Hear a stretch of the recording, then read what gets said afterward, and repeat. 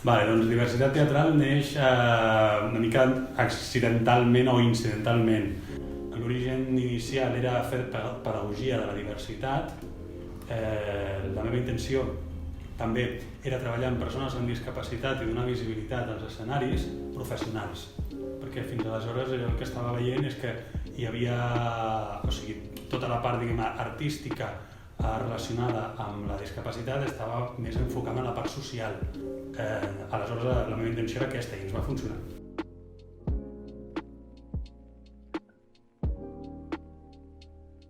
L'obra funciona una mica sobre l'estructura de l'Alicia al País de les Meravelles, del Carroll, tot i que no pretén no és una adaptació ni tan sols és un infantil, per nada. És una obra adreçada al públic adult, on a més la gent s'hi pot sentir identificada en molts moments perquè anem tocant temes que malauradament estan bastant d'actualitat, tot i que ens hem anat trobant que fins i tot l'actualitat supera la ficció.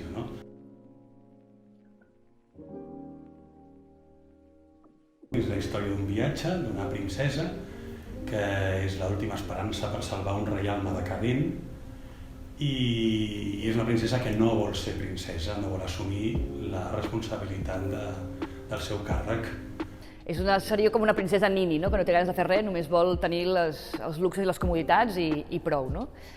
I llavors ella en realitat li agradaria ser una altra persona, li agradaria no ser la princesa, hi ha un moment a l'obra que diu em canviaria per qualsevol abans que ser princesa, i llavors a través de l'obra ella descobreix que ser un qualsevol és com una mica difícil, és molt diferent a la vida que ella està acostumada a tenir.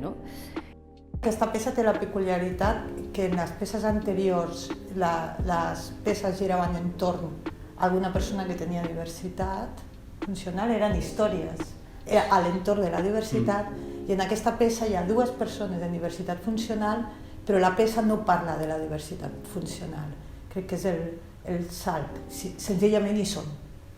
Doncs el Marc estava estudiant al Col·legi del Teatre i fa, em sembla que un any i mig, com a molt 2, si no recordo malament, va tenir un accident i va quedar en cadira de rodes.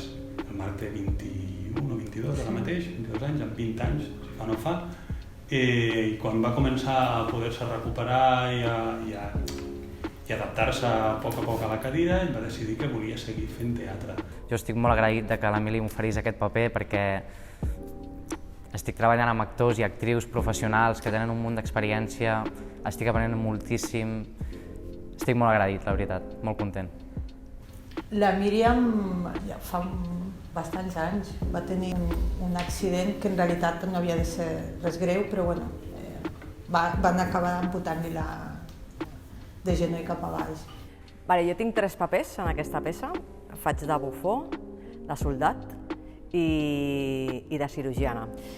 I a mi el que més m'està agradant precisament és tenir 3 papers diferents, perquè m'està obligant a buscar 3 corporalitats diferents i això a mi m'enriqueix molt perquè com vinc del món més del cos, més del món de la dansa, primer que m'ajuda i després és tot un repte. En aquesta peça estem tots dos per igual i és important la presència de tots dos. Penso que no seria com és si no hagués estat la Glòria amb mi i viceversa. I una mica ha sigut tenir que ajustar perquè ell volia treballar text i ja comença a muntar i el meu era improvisem. Però llavors equilibrar tot això no és gens senzill. I ens hem d'anar sempre com ajustant-nos. A mi falta temps pel moviment, a ell li falta temps pel text. El que més m'interessa d'aquesta companyia, en realitat, és que sempre hi ha gent amb diversitat funcional. I és una cosa que m'agrada perquè sí, perquè tothom és molt divers i el teatre també ho ha de mostrar, això.